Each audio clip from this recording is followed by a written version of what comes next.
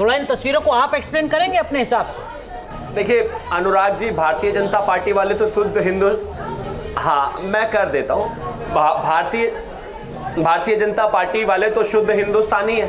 तो हम फैक्ट्री की जलेबियां तो खाते नहीं, हमारे यहाँ गर्मा गर्म बन रही है, हलवाई बना रहे हैं, वही स्वास्थ्य के लिए अच्छी भी रहती है। रही बात ढोल की, तो मैं कहता हूं कि दीनदयाल उपाध्याय मार्ग पर भिजवा दें भाई, इतना भी अपमान मत करिए, बजा देंगे, हम बजा देंगे, ऐसी भी क्या बात है। मतलब अंदर जलेबी लेने गए थे फैक्ट्री में, तो वहां जलेबी खत्म, बाहर आए तो सीटें भी गायब हो गई। सुबह सुबह इतना अच्छा जो हुआ इनके साथ वो ठीक नहीं रहा। खैर मैं पॉइंट पर आता हूं। मैं एक चीज कहना चाहता हूं, मुझसे पहले अभी जो कॉन्वर्सेशन चल रही थी बहुत इंपॉर्टेंट, के कहीं ना कहीं जिस तरीके से चीजें हुई है प्रिडिक्ट करने में ज्यादातर लोग नाकामयाब रहे, बात बिल्कुल ठीक है।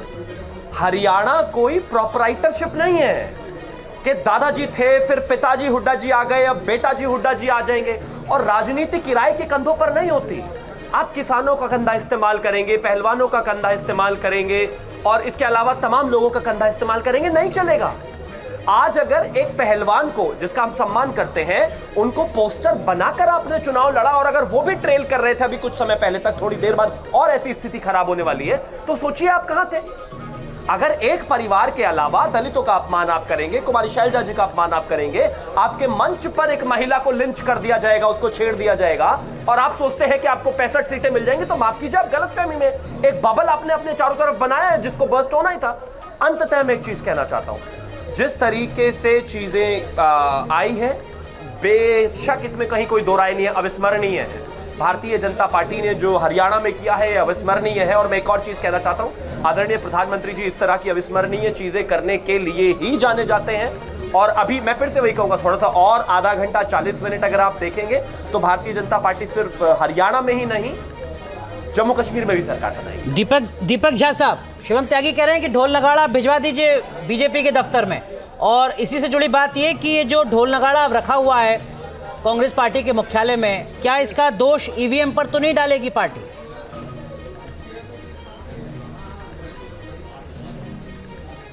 देखिए शिवम त्यागी जी ढोल बजाने का काम अच्छा करते हैं, माननीय प्रधानमंत्री जी नरेंद्र मोदी जी ढोल बजाने का काम अच्छा करते हैं, तो हम चाहते हैं कि नरेंद्र मोदी जी जिंदगी भर ढोल बजाएं, लेकिन देशवासियों को, हरियाणा वासियों को ढोल बजाने के लायक ना छोड़े।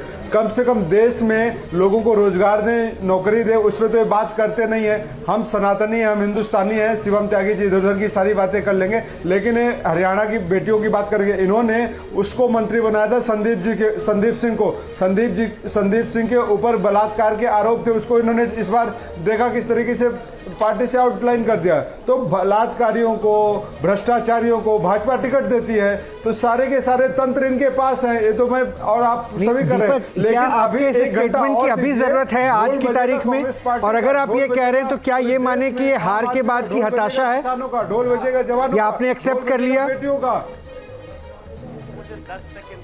शिवम आ रहे हैं ये हताश। आपने मान लिया कि चुनाव रिजल्ट घोषित हो चुके हैं क्या? आपने मान लिया कि रिजल्ट आ गए हैं क्या? अभी तो मैं आपको रोक रहा हूं एक बार, दीपक मैं रोक रहा हूं। भूपेंद्र सिंह हुड्डा इस वक्त नजर आ रहे हैं। अच्छा, इस पे एक समीक्षा मैं चाहता हूं, मनु सर आप और एनके सिंह सर करें। थोड़ी देर पहले जो हमने इनकी बॉडी लैंग्वेज देखी थी, अभी ये जो बॉडी लैंग्वेज दिख रही है, फासला लग रहा है? क्या कह रहा है आपका अनुभव? इसलिए मैं आसमान का अंतर है। उस समय आप देखिए, उस समय तेवर और बुलंदी और सत्ता पाने का जो एक वो होता है गुरूर, वो साफ दिखाई दे रहा था। इस समय तो काफ़ी जैसे निचुड़े से लग रहे हैं, बिल्कुल ढीले से लग रहे हैं। तो मुझे लगता है कि शायद उनको भी ये एहसास हो गया है। बहरहाल उनको वेट करना चाहिए, पॉलिटिक्स में कभी भी एंड नहीं होता, तो वेट करना चाहिए और हम सबको करना चाहिए। लेकिन 48-36 कॉन्फिडेंस जो होना चाहिए था हुड्डा के चेहरे पर, वो नहीं दिख रहा है सर इस टैली के बाद। मनोज सर, हाँ वो भी नहीं है। और आप देखिए तो जो परसेंटेज ऑफ वोट, ये दो तस्वीरें सर। पहली तस्वीर कुछ देर पहले की जब वो मीडिया से मुखातिब हो रहे थे, देखिए कितने कॉन्फिडेंस और एग्रेशन के साथ हैं। और ये तस्वीर दूसरी है, 9 बजे और 11 बजे। आप देखिए कि 2 घंटे में ही कैसा उनके कॉन्फिडेंस में जो चेंज है वो दिखता है। और देखिए अनुराग, ऐसा है कि दोनों का वोट परसेंटेज देखें, आपको ध्यान है पहले जिस समय हमने देखा था कि 5% दोनों के वोट में अंतर था कांग्रेस के और बीजेपी में, वो अब घटते 1% के करीब रह गए। 1% पे आ गया। 1% से भी कम हो गया। शिवम त्यागी, ईमानदारी से बताइएगा, क्या वाकई आप आश्वस्त थे कि हरियाणा में इस तरीके की टैली आएगी? अब आप बता सकते हैं ईमानदारी से, और अगर हाँ तो उसके पीछे की वजह क्या थी? आपको अपना मुख्यमंत्री बदलना पड़ा, किसानों की नाराजगी आपने झेली, 2019 के मुकाबले 2024 के लोकसभा चुनाव में आपकी वहां पर हार हुई, आप 10 से 5 सीटों पर सिमट गए थे, वोट प्रतिशत लगभग बराबर हो गया था, फिर जीत के लिए आश्वस्त अगर थे तो उसकी वजह क्या थी? शिवम त्यागी। देखिए, एक चीज मैं कहना चाहता हूं, इस तरह के लगातार प्रदर्शनों के बाद भारतीय जनता पार्टी जिस भी राज्य में चुनाव में गई या केंद्र में चुनाव में गई, चुनाव जीती। पंजाब को छोड़कर मैं एग्जांपल देता हूं, उत्तर प्रदेश में जब हम 2022 में चुनाव में गए तो वहां पर ऑलरेडी प्रदर्शन 1 साल से ज्यादा लगातार चला रहा। चलने के साथ साथ नेशनल हाईवे बंद रहा और लगातार प्रदर्शन किया गया। देश में एक छवि बनाने की कोशिश की गई कि भारतीय जनता पार्टी के किसान खिलाफ है, लेकिन जब रिजल्ट आया तो विषय पूरा दूसरा था। आज के जमाने में जब एक बिना हुए विषय को आप विषय बनाने की कोशिश करते हैं और उसको पोर्ट्रे करते हैं जनता के सामने, तो माफ कीजिए, जनता समझती है। उसी तरह से 2024 में तमाम तरह के अलग अलग क्रियाकलाप करने की कोशिश हुई, लेकिन अंततः रिजल्ट सबके सामने है। हाँ, हमें सीटों का नुकसान हुआ। अब पंजाब, अब हरियाणा पर आइए। आप जानते हैं किस तरह की स्थितियां हुई, आप जानते हैं किस तरीके से खिलाड़ियों को लेकर जो है एक प्रोपेगेंडा गढ़ने की कोशिश हुई। हिंदुस्तान में मैं आपको चैलेंज के साथ कह सकता हूं कि अगर कोई एक प्रधानमंत्री आप मुझे ऐसे दिखा दें कि जो गेम्स में, खेलों में, ओलंपिक से लेकर क्रिकेट तक इतना इंडल्ज होते हो, कोई प्रधानमंत्री नहीं है। तो वो जो तस्वीरें न्यूज नेशन पर चलती हैं आदरणीय प्रधानमंत्री जी की ओलंपियंस के साथ और बाकी सब खिलाड़ियों के साथ, क्या वो कहीं गांव में बैठी हुई महिला, बच्ची, बेटी नहीं देखती क्या?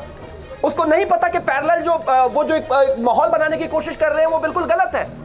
आज उसी माहौल का जवाब हरियाणा ने दे दिया कि वहां पर अगर कोई भी है, पहलवान है या कुश्ती करने वाले, वो एक नहीं है और बहुत सारे लोग हैं, उनको हमने रिप्रेजेंटेशन दिया है, उसकी बानगी आपके सामने है। आज अगर 22 फसलों पर हमने एमएसपी दी है, सारी की सारी फसलों पर हमने एमएसपी दी है, तो वो आप लोगों के सामने है। आज अगर 1 रैंक 1 पेंशन की योजना को देकर हमने जवानों का मुद्दा सॉल्व किया है, तो वो जनता के सामने है। आप थोड़ा सा बबल बनाकर चुनाव नहीं जीत सकते। और अंत में एक और चीज कहना चाहता हूं, मैं तो ससम्मान ये मानता हूं कि कहीं ना कहीं होता है, जब आप इलेक्शन को प्रिडिक्ट करने जाते हैं तो मैं, पार्टी भी आमतौर पर ऐसा करती है कि जो आसपास का जो माहौल है उसको प्रिडिक्ट करके उसके आधार पर धारणाएं बनाती हैं।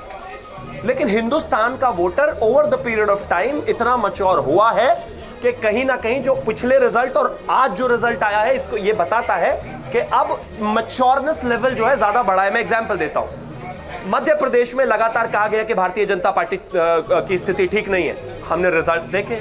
छत्तीसगढ़ में कहा गया कि स्थिति बहुत ठीक नहीं है, हमने रिजल्ट्स देखे।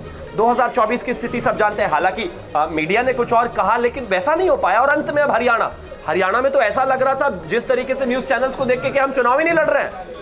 नहीं, चलिए शिवम, देखिए नतीजे अभी तक जो दिख रहे हैं वो तो आपके फेवर में है, लेकिन 2024 में मीडिया ने तब कहा जब 400 पार का नारा आपकी तरफ से दिया गया। मीडिया ने उन नारे को फिर आगे फ्लोर पे जाके चेक करने की कोशिश की। शिवम जो कह रहे हैं उसमें एक छोटी सी लॉजिकल फैलेसी है, जिसमें कि आपने एक वेरिएबल को बेटे ज्यादा दे दिया है। शिवम, मैं भी हो सकता हूं। सुन लीजिए, बोल रहा हूं, जो आपने लॉजिक दिया है उसमें एक छोटा सा लॉजिकल फैलेसी है। चाहता हूं, माफ कीजिए, मुझे थोड़ी आवाज में लैग आता है, इस वजह से मैं आपको कॉन्ट्रडिक्ट नहीं करना चाहता। बिल्कुल यही कहना चाहता हूं कि मैं सिर्फ यही कहना चाहता हूं, अगर आप मुझे 10 सेकंड अलाउ कर दें, कि मैं मीडिया को गलत नहीं कह रहा हूं।